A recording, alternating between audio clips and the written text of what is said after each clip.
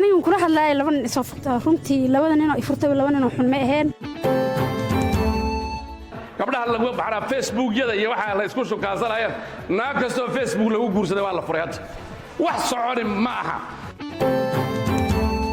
ka qayb qaado barnaamijka barqa wanaagsan fariinsidaha gaaban ee 4 ama si toos ah u soo wac isgaarsiineedka eber eber eber eber 555.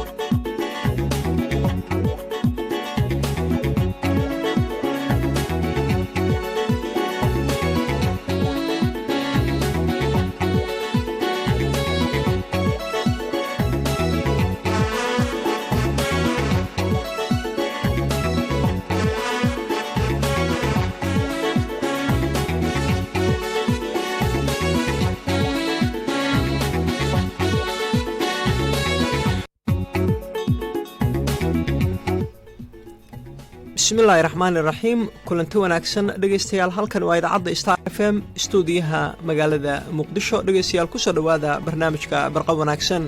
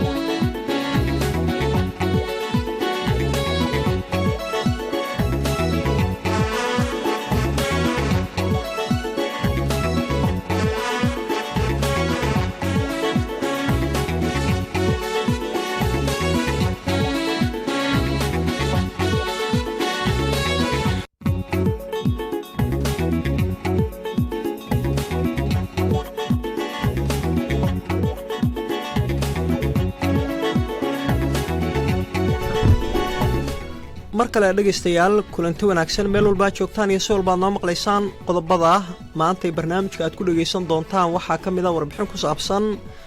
dawladda federaalka Soomaaliya ayaa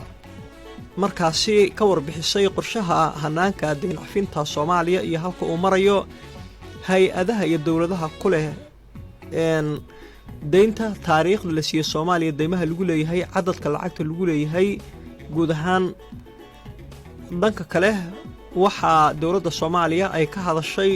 shir dhawaan lagu soo gabagabeeyay magaalada Addis Ababa ee caasimadda waddanka Itoobiya kaasi oo dhexmaray hay'adda lacagta adduunka IMF iyo bangiga adduunka iyo dawladda Soomaaliya warbixin arrinkaas ku saabsan oo looga hadlay deyn cafinta Soomaaliya ayaad barnaamijka ku dhageysan doontaan dhageystayaal sidoo kale qodobka doodana arrimahaas ayaan uga hadli doonaa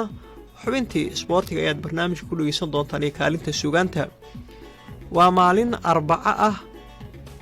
taariikhduna ay ku beegan tahay 29 bisha January sanadka 2020 marka la dhageystayaal ku soo dhawaada barnaamijka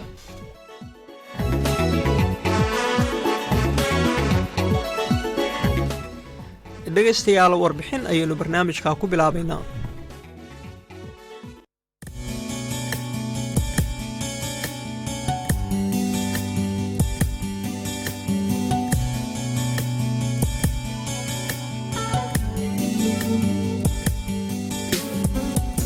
wasiirka maaliyadda xukuumadda federaalka Soomaaliya Dr. Cabdiraxmaan Ducaale Beyle oo maalimadii shalay shir jaraa'id ku qabtay xafiiskiisa ayaa ka warbixiyay qorshaha hanaanka deyn cafinta Soomaaliya iyo halka uu marayo. Wasiirka ayaa sharaxaad dheer ka bixiyay deymaha faraha badan ee Soomaaliya lagu leeyahay, hay-adaha iyo dawladaha ku leh taariikhda la siiyay Soomaaliya iyo cadadka lacagta lagu leeyahay Soomaaliya guud ahaan. deymaha deyntii ugu horeysay ee la qaato waxa la qaatay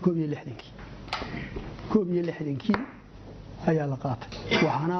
ay ahayd lacag credit la yiraahdo la siiyay Soomaalida markaa jirtay oo markaa ku jirtay waxaana bixiyay Ruushka deyn Soomaaliya la siiyay Ruushka ayaa ugu horeeyay anagu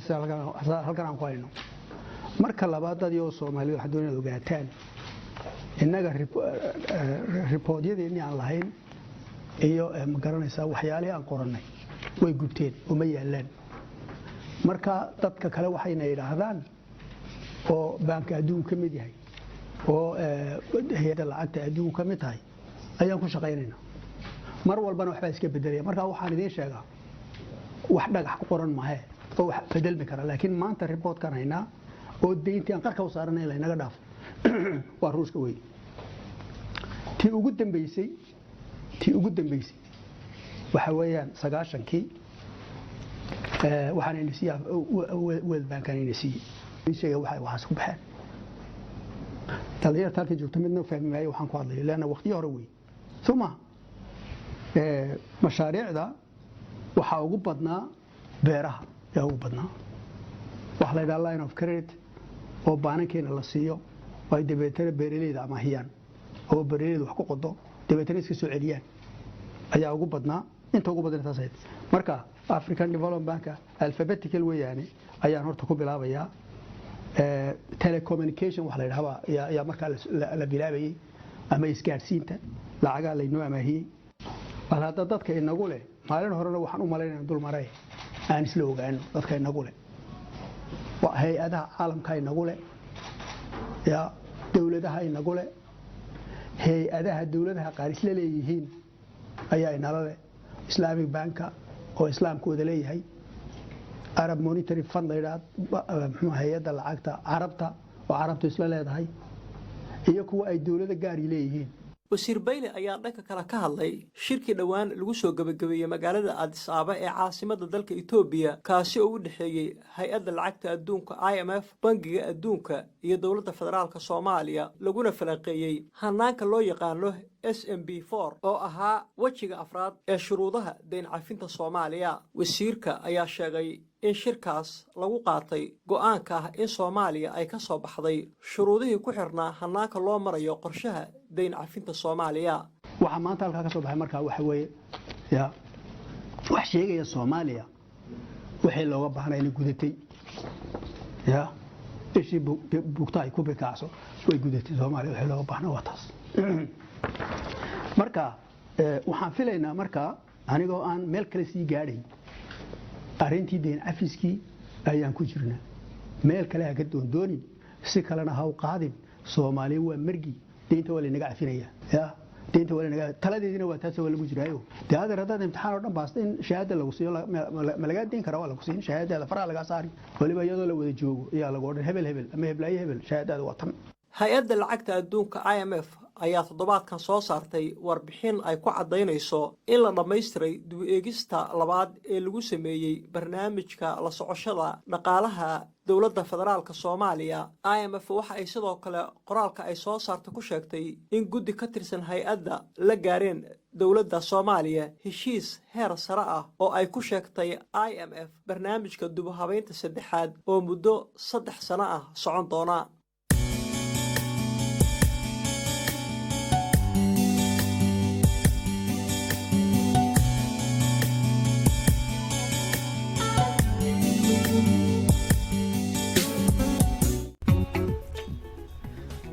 waa hagaag dhegeystayaal warbixintaasi ayaynu maantay barnaamijka ku eegaynaa. dhegeystayaasha iminka aan nala soo qabsaday haddii aan ku celiyo qodobka dooda ama hordhaca warbixinta wasiirka maaliyadda xukuumadda federaalka Soomaaliya Dr. Cabdiraxmaan Ducaale Beyle ayaa maalmadii shalay shir jaraa'id ku qabtay xafiiskiisa wuxuuna ka warbixiyay qorshaha hanaanka deyn cafinta Soomaaliya iyo halka uu marayo hay-adaha iyo dowladaha aan idhaahdee waxa uu ka hadlay hay-adaha iyo dowladaha ku leh deynta taariikhda soomaaliya lishiya deymaha lagu leeyahay iyo cadadkeeda. wasiir beyle ayaa dhanka kale ka hadlay shir dhowaan lagu soo gabagabeeyey magaalada addis ababa ee caasimadda waddanka etoobiya kaasi oo u dhexeeya hay-adda lacagta adduunka IMF, bangiga adduunka iyo dowladda federaalka soomaaliya. haddaba maantay waxa aynu markaasi barnaamijka ku falanqayn doonaa soomaaliya sida markaasi dowladda federaalka ay sheegayso guusha weyn ee ay ka gaartay geedi socodka deynta looga cafinayo iyo muhiimadda arrinkaasi u leeyahay dalka iyo dadka Soomaaliyeed marka laga eego dhanka dhaqaalaha dalka. waa dhanka dhaqaalaha. dhegeysta wareeya. halow soo dhow walaal, barqa wanaagsan.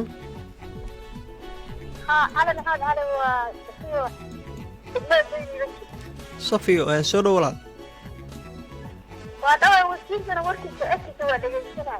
haye والله جينا اللي هالجماعة يوصل في سبيل الأبواب هذا ورقة ما في بدنا وعلى لا يلا قرب قرب أبو واحد يلص شرب الجوع يا واحد الجوع يا واحد يلص لا يلا قرب قرب فاشان لا dhanka dhaqaalaha bal ka waran muhiimadda u yeelan karta arrinkaasi dhaqaalaha dalka iyo guud ahaan dadka Soomaaliyeed haddii Soomaaliya deynta laga cafiyo. bal dhankaasi dhanka dhaqaalaha isbeddelka imaan kara muxuu yahay isleeda. ولا حكي وناد للربو يدين لبل للربو ضلت للربو وأريد دوين مبان aad bay u mahadsan tahay safiyo degmada Dayndheele naga soo wacday. dhegeysta kale ayaan siinayaa. hello lambarka ay dhegeystayaasha naga soo wici karaan haddaa marka la ku celiyo waa 6 dhegeysta kale. hello السلام عليكم. وعليكم السلام ورحمة الله وبركاته. soo dhawow. haye maama ku soco.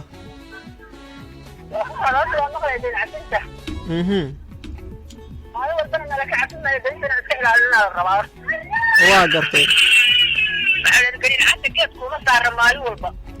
waa gartay.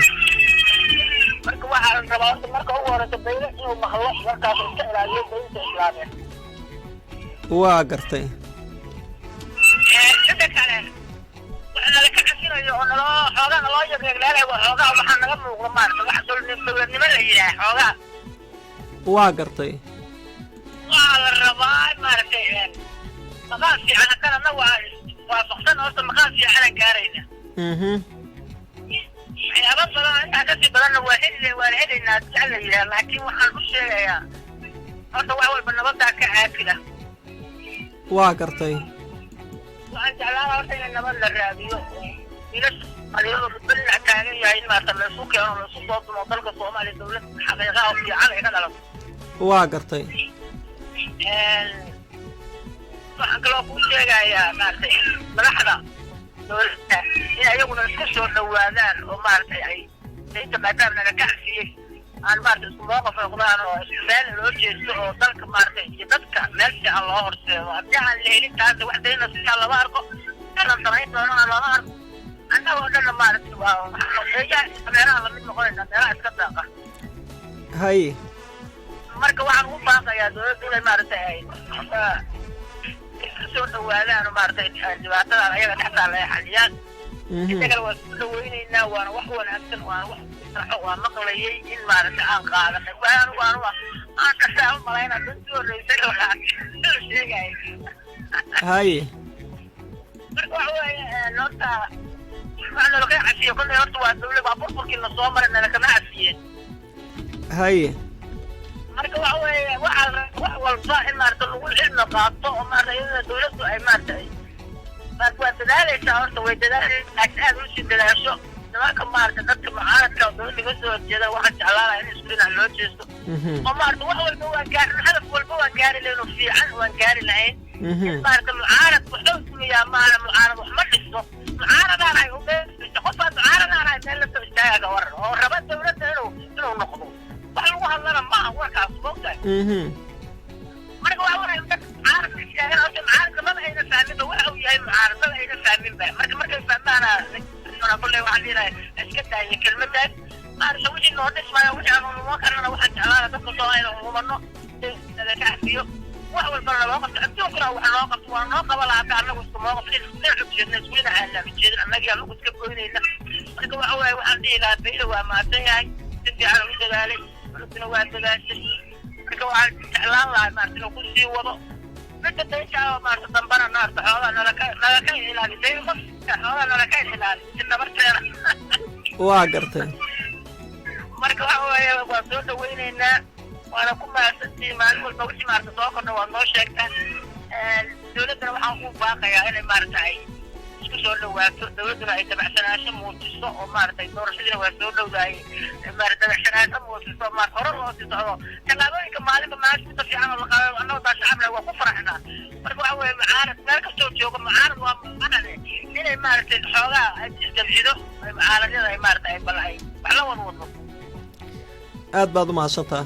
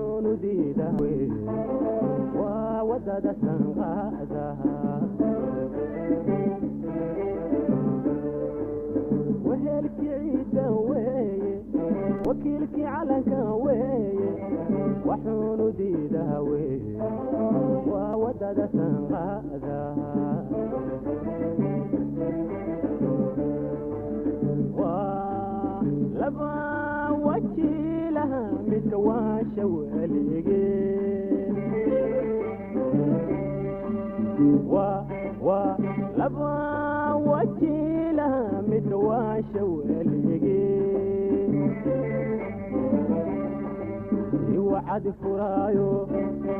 وانتو بوايانا ولا اللي مكدونيني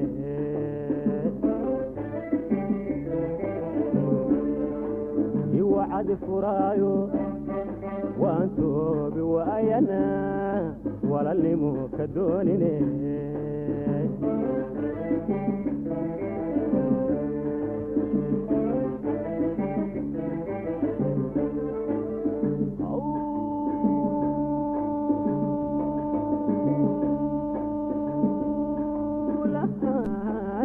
ذكروا وقت كما حسامها وسيدي يوم خرداد النعيب ويا ودنيقو عواري ويا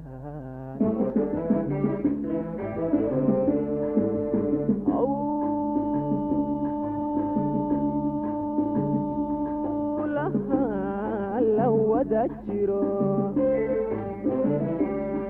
وقت كما حسامها وسيدي يوم خرداد النعيب ويا ودنيقو عواري ويا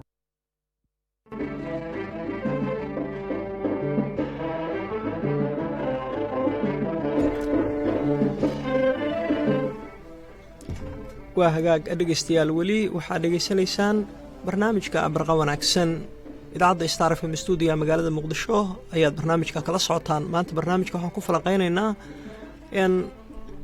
wasaaradda wasiirka maaliyadda xukuumadda federaalka Soomaaliya Dr. Cabdiraxmaan Beyle ayaa maalmadii shalay ka hadlay ama ka warbixiyay qorshaha hanaanka Soomaaliya deynta looga cafinayo halka uu marayo waxaa sidoo kale faahfaahin uu ka bixiyay hay'adaha iyo dawladaha ku leh Soomaaliya deynta taariikhda deyntaasi la siiyay iyo cadadka lacagta Soomaaliya lagu leeyahay ee deynta wasiirka ayaa dhanka kale ka hadlay shir dhawaan lagu soo gabagabeeyay magaalada Addis Ababa ee dalka Itoobiya kaasoo u dhaxeeyay hay'adda lacagta adduunka IMF iyo bangiga adduunka iyo sidoo kale dawladda Soomaaliya loogana hadlay dhamaystirka qorshaha Soomaaliya deynta looga cafinayo haddaba dhageystayaal maanta barnaamijka waxa aynu kaga hadlaynaa warka ka soo baxay dawladda federaalka Soomaaliya ee ay ku sheegtay guusha weyn ee laga gaaray in dalka deynta lagu leeyahay laga cafiyo dhageystahan hello assalaamu calaykum sir ali maxamed cali wasalaam wa calaykum assalaam dhageysta u guda galeen qodobka dooda yani deynta in laga cafiyo Soomaaliya horumar weyn ayaa ugu jiro يعني دينتنا وحنا وقشي دولدي هري أيا خافدين وريسي فوش أيا يعني سومالي في مركا وحلو فينا يعني كله وح يعني وهو دولار يعني كله في كوري سنة والبوحة كوري يعني دولار كوري عداش كبحين ويل مركا هدي دينتا سينا قبحين هي دولتنا دخالة بدنا هي دينتنا تعلم بلانها hadda wixii dhamaa waa naga xayiran yihiin marka waddankeenana burbur ayuu kasoo kabanayaa marka aad iyo aad ayaan ugu faraxsanahay yani dawladda haddii deyntan ay ka baxdo horumar weyn ayay ku tallaabsanaysaa lacag cusub in soo daabaca laga yaabi lahaa lacagta waddanka waad aragtay kunka shilin isagoo haskan ka maqan ayaa yani ummadda way isku dhib qabaan marka ilaahay dhibka allah ka saaray yani kuleybu وحير وصوب دارنا وها إلهي يعني الله يدخسي دولد وانا سلامة يا aad baad u mahadsan tahay dhegeyste kale ayaan u gudbaynaa hello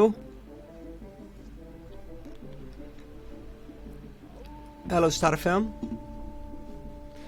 waa hagaag dhegeystayaal weli waxaad degeysanaysaan barnaamijka barqa wanaagsan idaacadda Star FM studio magaalada Muqdisho ayaad weli barnaamijka ka dhageysanaysaan dhageystayaal qodobka dooda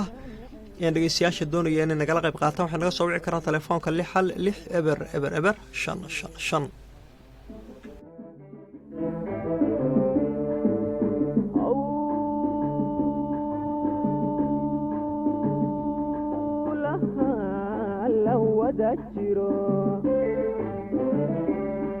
وقت كما حسامها وسيدي يوم خرداد النعيب ويا ودنيقو عواري ويا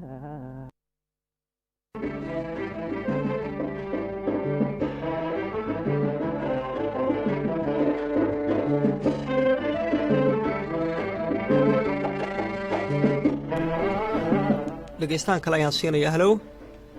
halo cali maxamed cali ahli salaam dhammaan idaacadda star fm aad baad u mahadsantaha walaal barqa wanaagsan soo dhowow walaalo dhawaay mahad celina maalin kasta qodobka aa soo saartay wanaagsan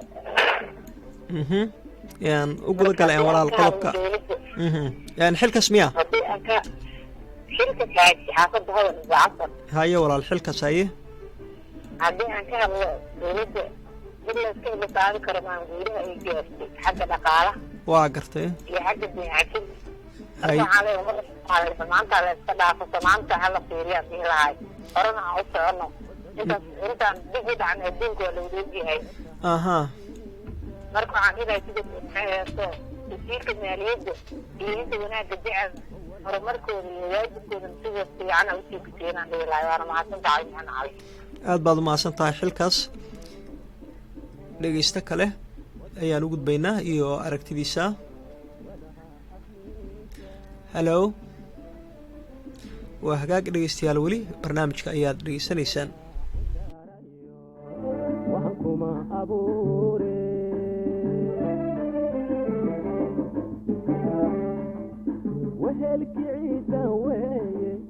wakiilkii calanka weeye waxuunu diida waa wadada sanqaadaha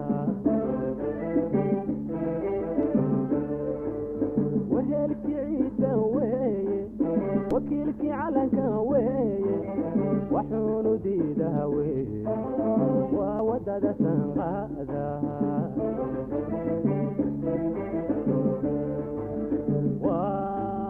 laba wajiilaha midka waasha weligeen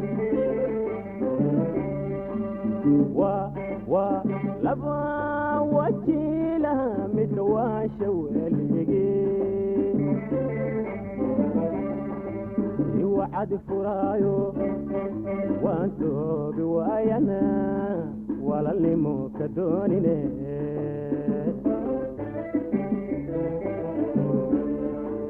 iwacadi furaayo waan toobi waayana walalnimo ka doonine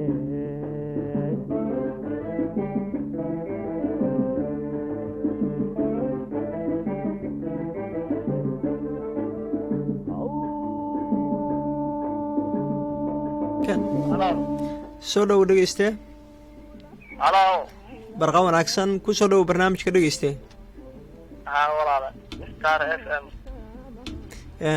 aad baa u salaamaya. aad baad u mahadsantaha walaal waa kaa qaadnay magac ii sheeg. cabdulaahi axmed oo ku sugan degmada kakeley. cabdulaahi ma la socotay qodobka dooda? haa haddaan kusoo gaaray diinta cafiska waa arrin wanaagsan dowladdaynina aad ballaaranayso weynaanayso oo kasoo kabanayno burburkii iyo diracxumadii iyo rafaadkii aan kasoo kabanayno dowladda nuurkeeda iyo iftiinkeeda awooddeeda kor allah u qaado. haye markii hambali waa farxad taasaan aaminsanahay. aad baad u mahadsan tahay dhegayste.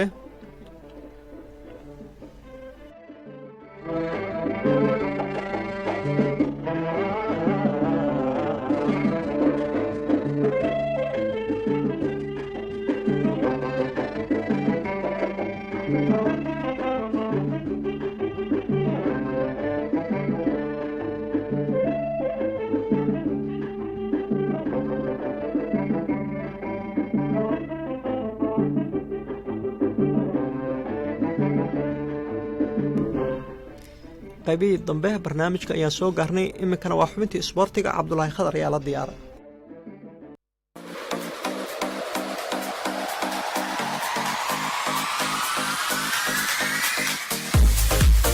mahadsanid cali maxamed cali. haddii aanu ku bilowno xubinta ciyaaraha ee barnaamijka barqa wanaagsanna kulamo ka tirsan horyaalka EPL-ka iyo kooba Itaaliya ayaa la ciyaaray. kulamadaasi waa horyaalka EFL Cup-ka oo naadiga Aston Villa ayaa xalaytu waxay ka badisay koobka Carabao kulan ka tirsan naadiga Leicester waxaana ay ku garaacday 2 gool iyo gool taas oo ka dhigan in haatan aston villa ay u soo gudubtay wareegga kama dambaysta leicester ayana markaa sidaasi ku tumeen xalayto dhinaca kale Coppa Italia ayaa la ciyaaray Milan ayaa iyana San Siro waxay ku garaacday kooxda Torino waxaana ay ku tumeen 4-2 Calhanoglu ayaa ciyaartaasi bandhig la yaab leh dhanka goolasha xalayto qayb ka ah 2 gool ayuu dhaliyay waxaana AC Milan ay ku tumatay kooxda Torino maanta waxaa jira kulamo kala gadisan oo laga ciyaari doono qaaradaasi Yurub kulamada xiisaha badan waxaa ka mid ah Coppa da Firenze waxaa wada ciyaari doona Pau FC iyo naadiga PSG 8:30 daqiiqo ayuuna soo gali doonaa kulankaasi dhinaca kale EPL-ka ayaa kulan laga ciyaari doonaa waana kulankii Liverpool iyo West Ham ee markaa u harsanaa waxaana uu soo gali doonaa kulankaasi saacadu marka ay tahay 4:45 daqiiqo oo fiidnimo waliba waa kulan aad u xiiso badan Olympico ayuuna ka dhici doonaa Man City ayaa koobka EFL Cup-ka loo yaqaano waxa ay garoonkeeda Etihad Stadium kula ciyaari doontaa ciyaar ku celis ah maadaama lugtii koowaad ay kooxaan ismari waayeen Manchester United oo isku magaalo yihiin 10:45 daqiiqo saacadda geeska Afrika ayuu kulankaasi u soo gali doonaa Coppa Italia inta ayaa waxay San Siro kula dheeli doontaa naadiga Fiorentina sidoo kalena Coppa del Rey kulan ka tirsan ayaa la ciyaari doonaa naadiga Real Zaragoza ayaa waxay soo dhaweyn doontaa kooxda Real Madrid wararka dhankooda haddii aanu eegno xidigaha Christian Eriksen Ashley Young iyo Moses Romelu Lukaku waa xidigo markaa dhanka iyo EPL-ka waxaa la isweydiinayaa sababta macallin Antonio Conte uu halkaasi uga dhisay koox EPL-ka ah waliba ciyaartooy isagoo ka qaatay horyaalkani geeyeyna Serie-A shalayto ayay ahayd markii la dhammaystiray heshiiska markaa uu ugu biiriyo Christian Eriksen kooxda Inter Milano waxaana haatan la leeyahay xidigaha kooxda ee ugu badan waxaa markaasi uu ka soo iibsaday Antonio Conte horyaalkaasi EPL-ka xubinta ciyaaraha inta ayaanu ku soo gabagabaynaa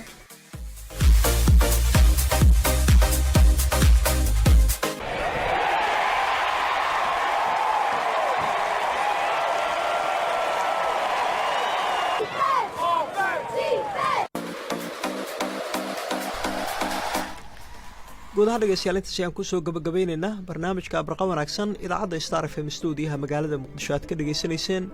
idinkuna waa ku mahadsantihiin dhegeysiga barnaamijka inta mar kale dib u kulmi doono sidaas iyo nabadgelyo